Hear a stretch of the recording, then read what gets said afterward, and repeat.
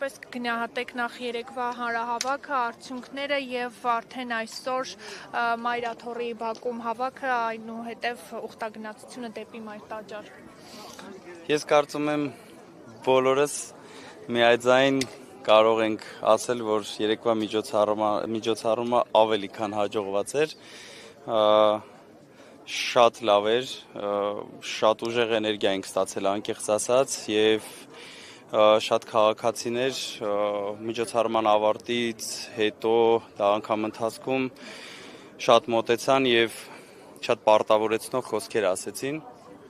Ես համարում եմ միջոցառումը ավելի քան ստացված եւ ինչպես երեք նշեցի, այն լուրերը, որ տարածվում են մի քանի թերի մաթեմատիկա իմացող մարդկանց հաշվարկների արդյունքը հրապարակված, ասեմ, որ 30,000 եւ ավել հայրենակից է մասնակցել եւ շատ անձամբ ես անձնական նամակներով շատերից էլ նամակներ եմ ստացել, որ շատերը մեզ հետ են եւ ցավոք չեն կարողացել ներկա գտնվել միջոցառմանը տարբեր պատճառներով, թե երկրում չեն եղել, թե տարբեր խնդիրներով, ֆիքսենք, որ վերջն էր, շատ լավն էր։ Այսօր ինչ է սպասվում։ Մենք ուխտի ենք եկել Մայրաթոռ, կարծում եմ ազգովի Աստծուն խնդրելու շատ բան ունենք, ամենակիչը ամեն մեկս մեր ներսում շատ բան ունենք խնդրելու Աստծուն, մեր հայրենիքի ու մեր ազգի համար եւ